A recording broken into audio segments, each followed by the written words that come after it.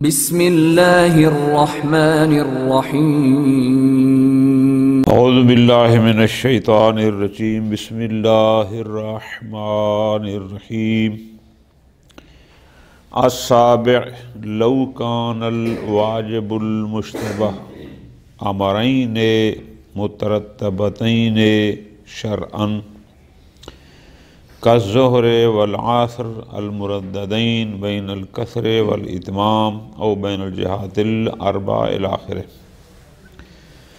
شبہ وجوبیہ موضوعیہ 7 تنبیہات میں سے آخری اور 7ویں تنبیہ اس بارے میں ہے کہ ابھی تک تو ہم اس بات میں بحث کرتے رہے کہ اس پر ایک نماز واجب ہے، پتہ نہیں وہ قصر تھی یا تمام. میرے اوپر ایک نماز واجب ہے، یا پتہ نہیں ادھر منہ کر کے پڑھنی ہے یا ادھر منہ کر کے پڑھنی ہے. 7ویں تنبیہ کا موضوع یہ ہے کہ اس کو جس فعل واجب کا علم ہے وہ ایک نہیں 2 کا علم ہے. اس کو علم ہے کہ میری ایک ظہر بھی رہتی ہے اور ایک عصر بھی رہتی ہے. 2 کا علم ہے، اور یہ 2 ایسے ہیں کہ جن کے درمیان ترتیب واجب ہے. بس اوقات ہوتا ہے کہ میں نے 2 بندوں کے پیسے دینے ہیں، اب اس کے کتنے ہیں اس کے کتنے ہیں، اب یہاں کوئی ترتیب نہیں ہے. لیکن ظہر و عصر ہو یا مغرب و عشاء ہو کہ یہ 2 واجب ہیں، اس واجب کا اس کو علم اجمالی ہے. لیکن یہ ایسے واجب ہیں کہ جو ترتیباً واجب ہیں. آپ جانتے ہیں ہم آمدن اگر ظہر کو چھوڑ کے عصر پہلے پڑھ دیں یہ درست نہیں ہے. حکم یہی ہے کہ پہلے ظہر پڑھنی ہے پھر عصر پڑھنی ہے، پہلے مغرب پڑھنی ہے پھر عشاء پڑھنی ہے. یہ ترتیب ہے.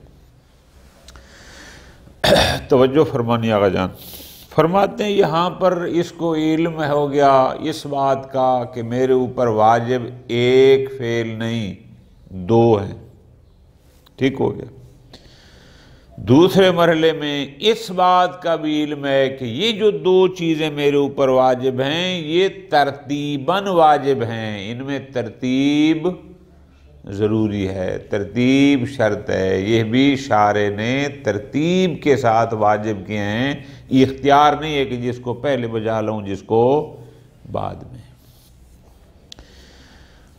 اب یہاں پر اس بندے کو اس بات میں شک ہے کہ پہلے ظہر قضا ہوئی تھی یا پہلے عصر قضا ہوئی تھی. یہ بھی ہو سکتا ہے کہ کل کی ظہر ہو اور آج کی عصر ہو، یہ بھی ہو سکتا ہے کل کی عصر ہو اور آج کی ظہر ہو. ہیں تو 2 لیکن ترتیب والی ہیں، یا ایک ہی دن کی تھی. پھر اگلے مراحل وہ آ جائیں گے، پھر اس کے پاس لباس بھی 2 ہیں کہ پتہ نہیں یہ والا پاک ہے یا یہ والا پاک ہے، اس لحاظ سے اشتباہ ہے، یا جہات قبلہ میں اس کو اشتباہ ہے.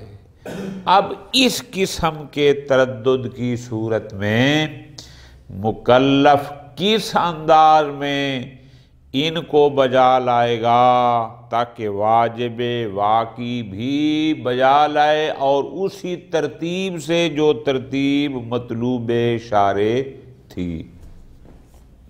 یہ ہے موضوع کہ اب اس نے بجا لانا ہے اور یہ چاہتا ہے کہ جو نماز واجب ہیں 2 کنفرم وہ بھی ہو جائیں اور ہوں بھی اسی ترتیب سے جس ترتیب سے رہی تھی قضا ہوئی تھی.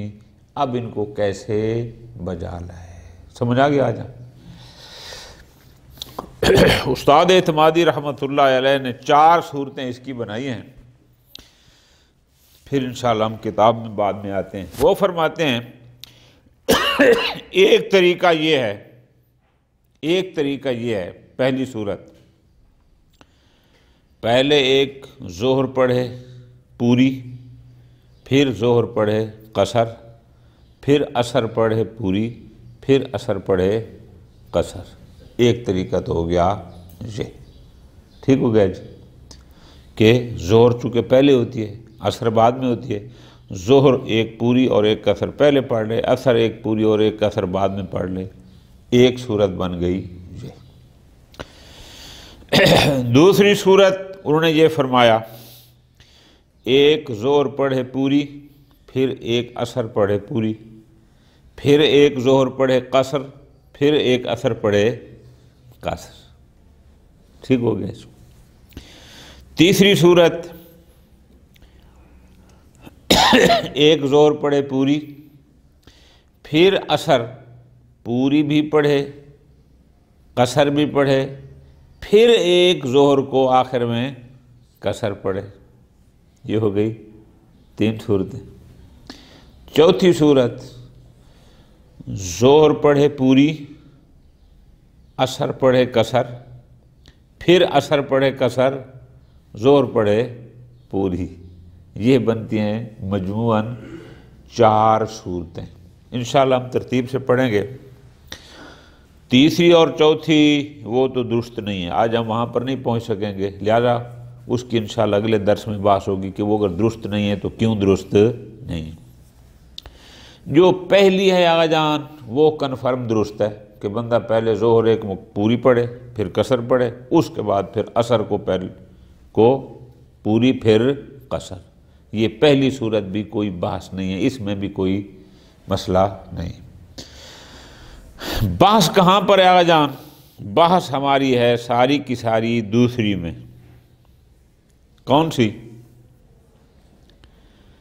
ایک ظہر پوری، پھر عصر پوری، پھر عصر ظہر قصر، پھر عصر بھی۔ یہ ہمارا محل بحث ہے جس میں ساری ہم نے اس میں بحث کرنی ہے۔ اب یہ 4 صورتیں جب آپ لکھ لیں گے، پہلی مسلماً درست ہے، تیسری اور چوتھی درست نہیں ہے، انشاءاللہ کل کے درس میں اس کو بحث کریں گے کہ درست کیوں نہیں ہے۔ ساری ہماری بحث اسی دوسری میں ہے کہ ایک ظہر پوری پڑھنے کے بعد ایک عصر پوری پڑھتا ہے، پھر ایک ظہر قصر کے بعد پھر عصر۔ آیا ایسا کر سکتا ہے یا نہیں؟ اب آغا جان آپ کو تردد سمجھ آ گیا ہوگا۔ کیوں؟ کہ بھائی جب نماز میں ترتیب واجب ہے، یہ پڑھ رہا ہے ظہر پوری، پھر پڑھ رہا ہے عصر پوری، تو ہو سکتا ہے ابھی اس پر نماز ظہر نہ ہو بلکہ اپنا ظہر تمام نہ ہو بلکہ قصر ہو۔ اس نے تو قصر پڑھنی تھی، تو جب تک پہلی سے واجب ذمہ ادا نہ ہو دوسری میں یہ کیسے جائے گا؟ ٹھیک ہے جی، تردد اس لحاظ سے ہے۔ تو اب یہ ساری بحث اس میں ہے۔ بعض حضرات یہ کہتے ہیں جو ترتیب کتاب کی توجہ کرنا، کتاب کی ترتیب کے مطابق بعض حضرات گئے ہیں پہلے نظریے کی طرف۔ پہلا نظریہ کون سا؟ وہ جو صورت اول ہے کہ اس کو چاہیے کہ پہلے ظہر کو پڑھے تماماً و قصراً، بعد میں عصر کو پڑھے تماماً و قصراً۔ ایک نظریہ ہو گیا یہ، ٹھیک ہو گیا۔ بعض حضرات کہتے ہیں کہ نہیں، جس کو ہم نے دوسری صورت کہا ہے، وہ کہتے ہیں نہیں، ظہر تماماً پڑھنے کے بعد عصر کو بھی تماماً پڑھ لے، پھر ظہر قصراً پڑھنے کے بعد عصر کو بھی قصراً پڑھے، اس میں بھی کوئی حرج نہیں ہے۔ ٹھیک ہو گیا؟ یہ تو ہو گئے 2 نظریے۔ اب پھر سوال یہاں سے شروع ہو گیا کہ آخر یہ 2 نظریے کس بنیاد پر ہیں؟ جواب بالکل مختصر، اور یہیں درس مکمل کر دیں گے آج کا، وہ یہ ہے کہ ہم نے 6ٹھی تنبیہ میں یہ کہا تھا کہ اگر کوئی بندہ تردد کی صورت میں علم تفصیلی کے حصول پر قدرت رکھتا ہو تو آیا واجب ہے کہ علم تفصیلی حاصل کر کے امتثال تفصیلی کرے یا واجب نہیں ہے؟ امتثال تفصیلی پر قادر ہونے کے باوجود بھی وہ امتثال اجمالی کر سکتا ہے، چونکہ وہاں بھی 2 نظریے تھے، اسی بنیاد پر پھر یہاں بھی 2 نظریے ہیں۔ پہلی صورت میں چونکہ اس کے لیے ممکن ہے امتثال، کہہ لے کہ ظہر کو تماماً پڑھے، پھر قصراً پڑھے، پھر عصر کو تمام اور کثرن پڑھے، بالکل اس کو ترتیب کا یقین ہو جائے گا، لہذا یہ ضروری ہے۔ اور جو کہتے ہیں کہ نہیں امتثال تفصیلی واجب نہیں ہے، اجمالی بھی کافی ہے، وہ چل جائیں گے دوسری طرف۔ جو کہتے ہیں کہ نہیں ایک ظہر کو تماماً پڑھ لے، پھر عصر کو تماماً پڑھے، پھر ظہر کو کثرن پڑھے، پھر عصر کو کثرن پڑھے، کوئی حرج نہیں ہے، یہ در حقیقت اس سے مربوط ہے۔ تو یہ کچھ درس ہے، رہ جائے گا انشاءاللہ، پھر اگلے درس میں یہ پوری تنبیہ مکمل ہوگی۔ السابع، ساتویں اور آخری تنبیہ، لو کان الواجب المشتبہ، جس واجب میں اشتباہ ہے وہ فعل واجب ایک نہیں بلکہ امرین، وہ دو امر ہیں، کہ وہ واجب مشتبہ ابھی تک تو ہماری تھی نا ایک تھا نا کہ ایک نماز نے پڑھنی ہے، اب ہے کہ وہ دو ہیں، اور دو ایسے ہیں مترتبتین شرعاً کہ ان دونوں میں شرعاً ترتیب بھی واجب ہے، کہ شریعت نے کہا ہے پہلے اس کو بجا لانا ہے بعد میں اس کو۔ توجہ کرنا کا موضوع یوں بنائیں گے، گویا کہ یہاں دو امر ہیں جن میں اشتباہ ہے، نمبر دو، اور دو بھی ایسے ہیں کہ ان میں ترتیب بھی واجب ہے۔ خوب مثال کالظہر والعصر، ایک ظہر واجب ہے ایک عصر، اب یہ ہو گیا امرین، اور ہیں بھی ایسے کہ مترتبین، شریعت نے کہا خبردار پہلے ظہر پڑھنی ہے بعد میں عصر۔ اب تردد کس میں ہے؟ بین القصر والاتمام، کہ آیا یہ قصرن واجب ہیں یا تماماً واجب ہیں، یا بین الجہات الاربع، کہ نمازیں تو میں نے دو پڑھنی ہیں، اب ظاہر ہے ادھر منہ کر کے پڑھوں یا ادھر الاخر ہی۔ توجہ آقا جان، جو میں نے 4 صورتیں لکھوائی ہیں نا وہ استاد اعتمادی کی ترتیب تھی رحمۃ اللہ علیہ۔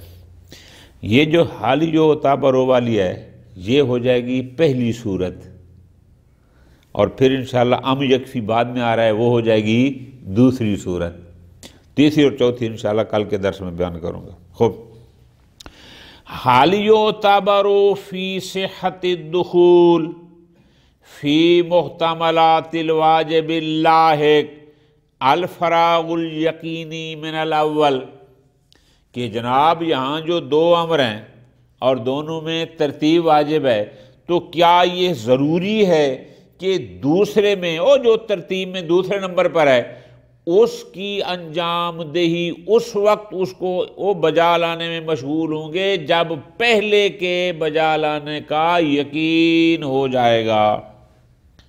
وہ کیسے یقین ہوگا؟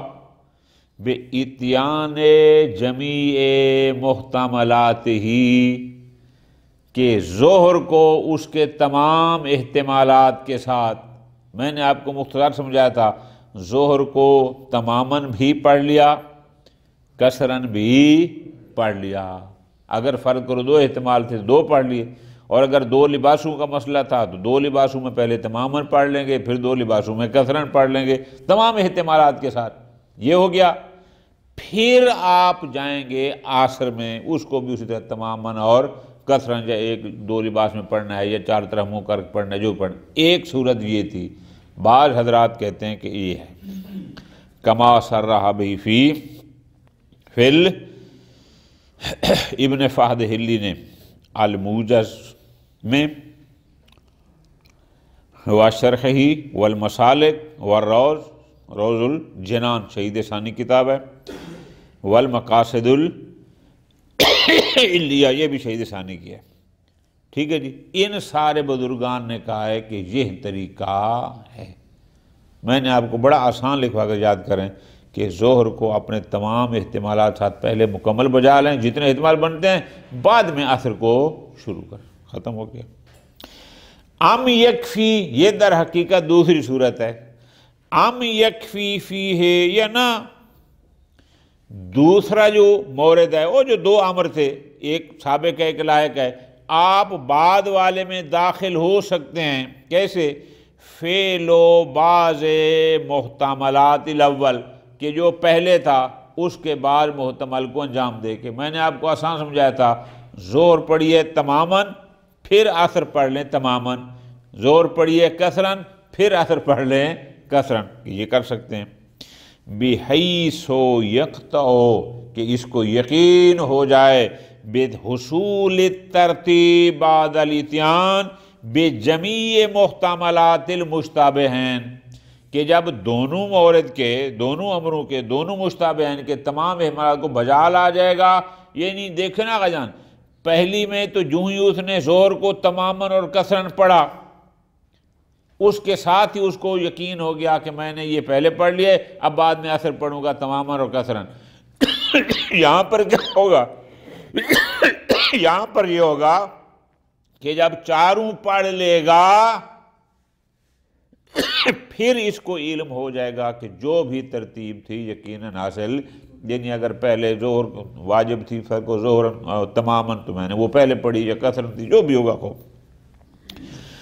کما ان نہایت الاحکام، یہ علامہ کتاب ہے نہایہ، مدارک سید محمد عاملی کتاب ہے مدارک الاحکام، ان کا نظریہ یہ ہے فیاتی بظہر و عصر کثرن ثم بہما تماما۔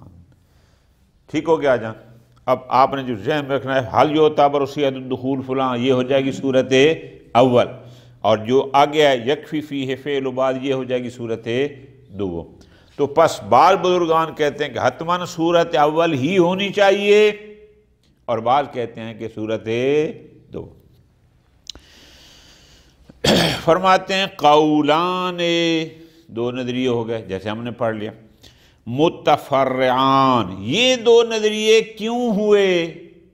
در حقیقت متفرع ہیں علی القول المتقدم فی الامر السادس، وہ جو چھٹی تنبیہ میں ایک بحث دی کہ اگر بندہ علم تفصیلی کے حصول پر قدرت رکھتا ہو تو آیا اس پر واجب ہے امتثال تفصیلی کرنا، یا نہ قادر ہونے کے باوجود بھی وہ امتثال اجمالی کر سکتا ہے؟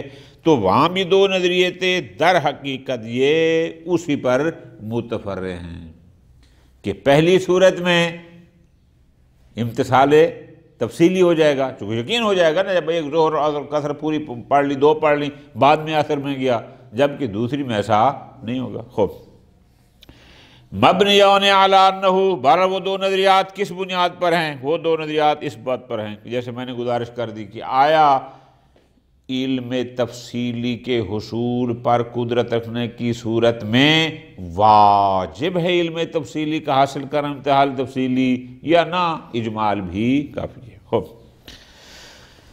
مبنیان علی انہ حل یجب مراعات ذالک من جہت نفس الواجب، کیا واجب ہے، کیا کس چیز کا؟ کہ اس نفس الواجب میں، اس فعل واجب میں اس امتثال تفصیلی کی رعایت کرنا کہ ہمیں پتہ ہو کہ ہر حال میں یہ ہم نے کرنا ہے۔ ٹھیک ہو گیا؟ اچھا، پس فلا یجب الا، تو اس کا مطلب ہے پھر امتثال تفصیلی واجب نہ ہوگا مگر، یعنی امتثال تفصیلی کب واجب ہوگا؟ اذا اوجب اہمالہ، کہ اگر ہم امتثال تفصیلی نہیں کرتے، امتثال تفصیلی کا اہمال، اس کو ترک کر دینا، یہ موجب بنتا ہے ترددن فی اصل الواجب، کہ خود فعل واجب میں تردد کا۔ کل والی بات اگر آپ کو یاد ہو، پچھلے درس میں کیا کہا تھا؟ اور جس کے پاس دو لباس تھے، ہم نے کہا تھا اگر یہ علم تفصیلی حاصل کر سکتا ہے اور نہیں کرتا تو اس کو دو نمازیں پڑھنی پڑتی ہیں، لیکن اگر علم تفصیلی حاصل کرے گا تو یہ صرف ایک نماز پڑھے گا۔ پھر اس چھٹی تنبیہ میں یہ کہا تھا، کبھی اس کو اشتباہ تھا لباس میں اور ساتھ ہی اشتباہ تھا جہات القبلہ میں، تو ہم نے کہا تھا جس میں اس میں تفصیلی حاصل کر سکتا ہے علم تفصیلی، وہ حاصل کرے۔ کیوں؟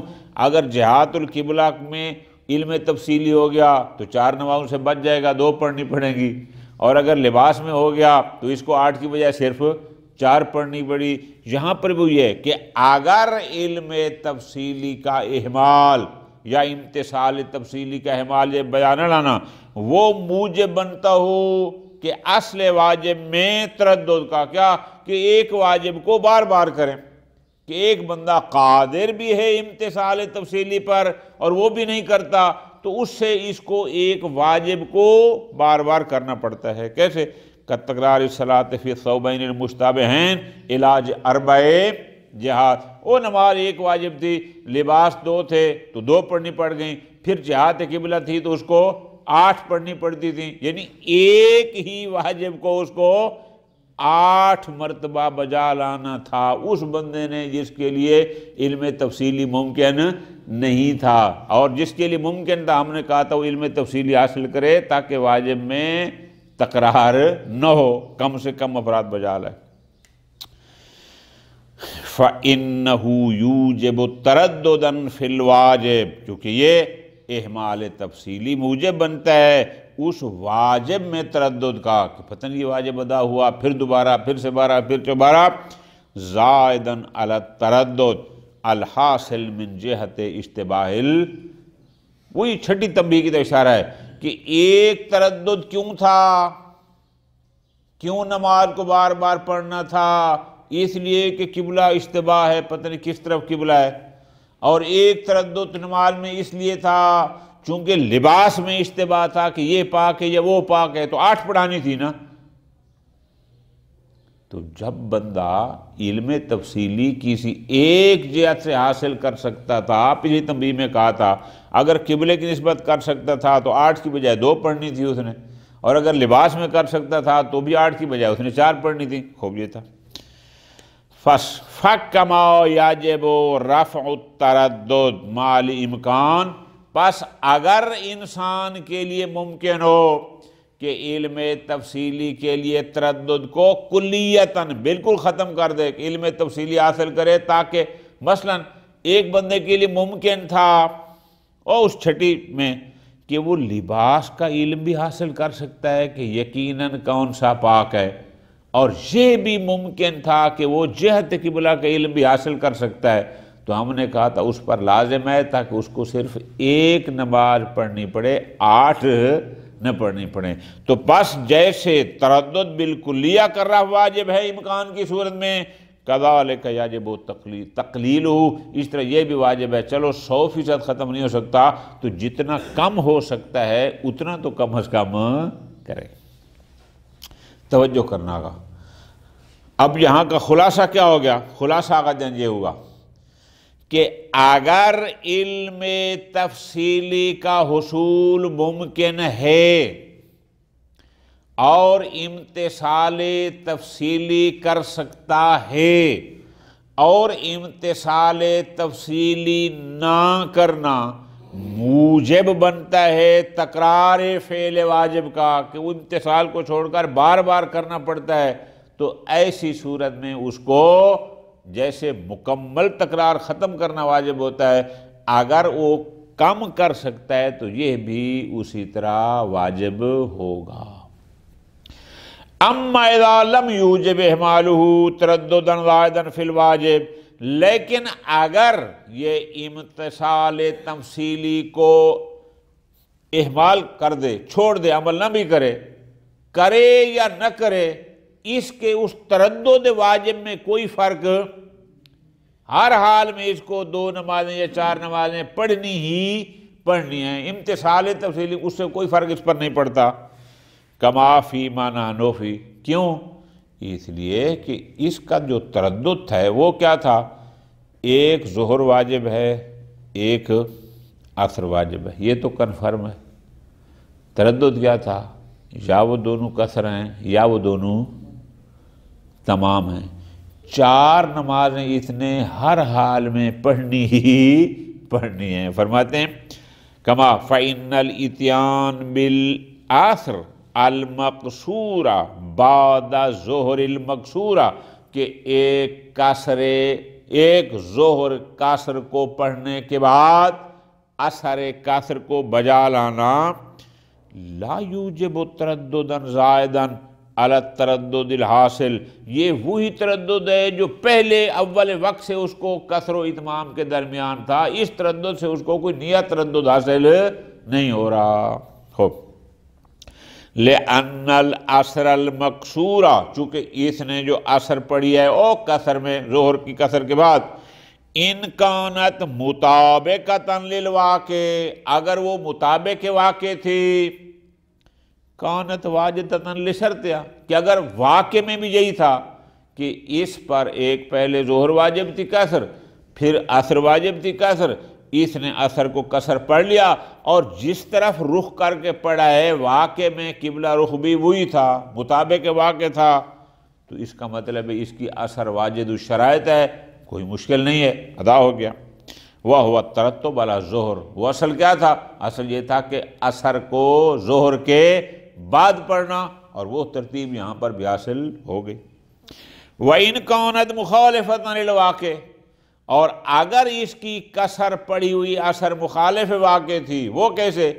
قبلہ تھا بطرف شمال اور اس نے اس کو پڑھ لیا بطرف جنوب منہ کر کے، فرض کرو اگر ایسا اس نے کر لیا، بے شک اس نے ظہر کے بعد بھی پڑھی ہے تو بھی لم ینفع وقوعها مرتب متتن علی الظہر، فرماتے ہیں بے شک ظہر کے بعد پڑھی ہے، پھر بھی اس بعد اس ترتیب کا اس کو کوئی فائدہ کیوں آگا جان؟ اس لیے ترتیب ہے دو واجب میں واقعاً کے واقع میں ترتیب ہو، نہ کہ ظاہر میں.